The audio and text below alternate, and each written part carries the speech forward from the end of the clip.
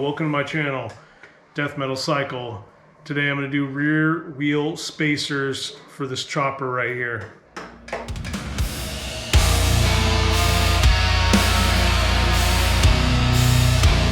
Last video, I got all this buttoned up on my tins. They're still sitting here from the last second you saw them. What I got to do is get this rear wheel adjusted. So right now, it's just all over the place. The spacers that came with this bike didn't fit or whatever. It was basically just a roller.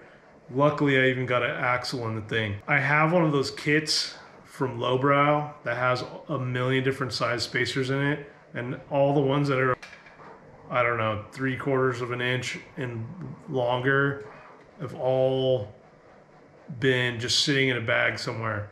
I'm gonna take the axle out.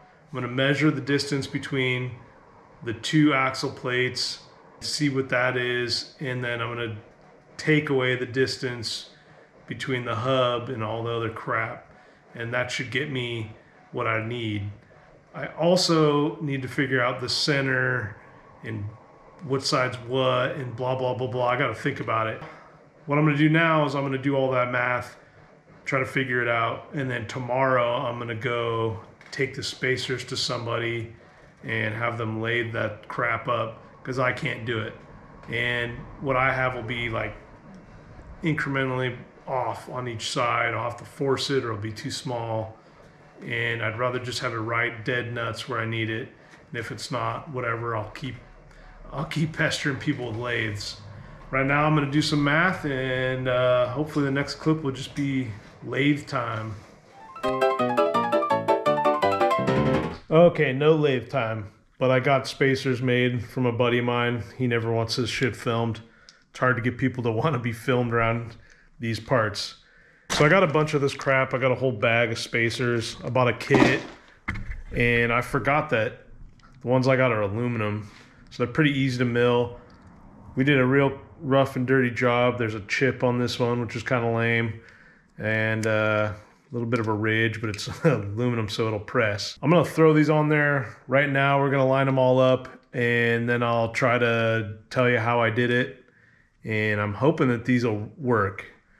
Let's cross our fingers and pray. All right, so the wheel's on there.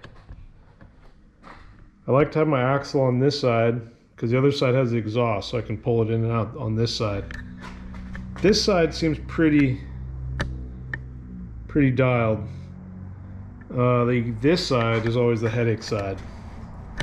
So I got a big old gap right in there. I think I need a bigger spacer on this side because you can hear it. That's not good. So I'm gonna put a bigger one in there. I got a couple sizes that are a little bit bigger, and see what happens. Let's see what we got. So this is the spacer I had in there. And then this is one that's a little bit bigger. I don't know if you can tell. But I'm gonna try this one. All right, little shameless promotion. Head over to my web store. I got a bunch of these made up. It's a primary stop tool for your chain or your belt. I love these things. I always just jam whatever random garbage I got in here to stop my belt or my clutch or the motor bolt, big bolt over here, from moving when I'm yarding on it, because they take a lot of torque. But now you got this thing, throw it in there, torque it down. It doesn't chew up your belt, it doesn't chew up the chain, it doesn't chew up the sprockets or your teeth or anything. It'll chew this up because it's plastic. I'd rather have this chewed up than all my expensive parts. These things ain't cheap anymore. So head over to my web store again. I'm selling these plus shipping, and eventually I'm gonna have some other parts, so check it out. Okay, so I got that other one in there. It definitely looks a lot better. I still hear the brake, which that's fine. What I'm gonna do, I'm trying to do this one-handed, is I'm gonna try, keyword is try. What I'm gonna do is I'm gonna try to measure what the heck is going on here. Just gotta eyeball it. Ain't gotta be perfect. Be a lot cooler if it was perfect. Okay.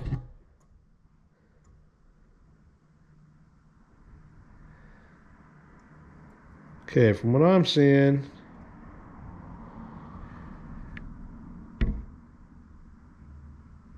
we're pretty far off. We're really far off. So what I'm thinking, which I don't think too well,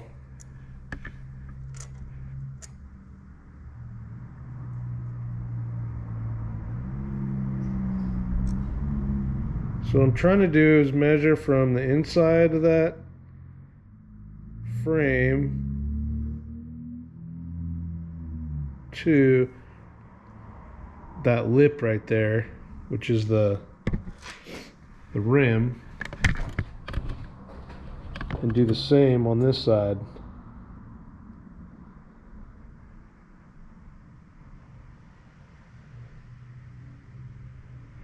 Which it's pretty close now that I'm looking at it.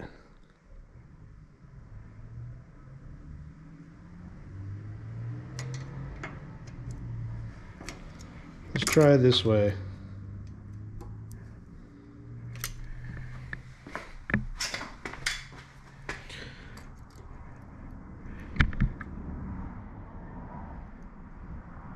I think that's pretty good. I think that's dead nuts. Yeah, let's I'm gonna run that. Let me try to explain this. So you see this brake rotor, there's a indent where the disc goes in there. What you want is that thing not to be too close to one side or too close to the other. You want it in the center. So sometimes you got to put a spacer in there. Most of the time, these are made at that angle, but these are always different widths. So that's why you got to figure out what's going on in between here or on the side or vice versa or whatever. But this rim has a big space on it. It's pretty thick. And I think that's it for this side. And then on this side, the only reason you want to get all this done as soon as you can, the alignment shit, is because you want to see, look straight down there and see if this sprocket lines up with that other sprocket. And to me, I think that lines up. So this one's a dished one, meaning it curves. They're either flat or they curve, and that's why you get a dished one. Basically set your whole roller up. Once your back wheel's lined up, you can tell if this thing needs to be left or right. So if it's way out from the front sprocket, you need a flat one. I think now I'm good to order a chain, button this side up, and it should be dialed. All right, the more I'm looking at this sprocket, lining up from the back and all that, I'm thinking it's too far out. I definitely need a straight sprocket. This one's dished. Pretty sure they're for like swing arms. So what I'm gonna do, which I didn't want to do, is take the chain off another bike, put it on here, and then the chain will be my guide. It's got to be dead nuts straight. It can't be veering from one side or the other. The other thing is the rim might be out of whack on one side or the other, might not be super center.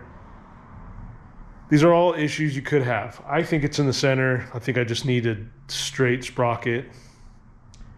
And I also want to order one that's bigger. I think I want to go 48 tooth. And I got a smaller sprocket in the front, 23, I think. I think the setup is 48-24. But take what you can get. That one came with the transmission, so I'm going to run it. But I do want it to be able to go like 85 and be chilling and not dying. All right, that's good enough for me. I put different size spacers in it, moved it all around, put that chain on there. I put a different sprocket on.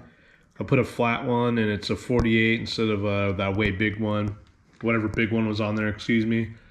It's definitely the tire is really close to this side, I think it is, which I don't know. I'm gonna ride it, see if it's worse or better. I can't get it to go on one side or the other perfectly for the life of me and have that sprocket be in line. All right, I've also been just chipping away at this thing, doing all kinds of little stuff. I'm probably not gonna film very much of it. There's a million videos on how to do this, how to do that. I'm just gonna kind of vlog style it from now on. I might do some other videos on some other stuff, so I don't have to fuss around with the motorcycle stuff and filming. It gets kind of hectic and I start screwing shit up. But I'm close. I just tightened up the trans. I got all the little bits and doodads. I got the taillight all buttoned up on there. I need to go to the hardware store one more time. I'm almost done with this side of the bike. And then on that other side, I gotta do the exhaust, plumb that up, and just like the foot pegs and stuff. And I'm still on back and forth on the seat, which is changing where I'm sitting. So, you know, that's the name of the game. But like, subscribe. Thanks for watching. Check back all these other videos on this bike, see what I'm doing. And while you're waiting, check out this video.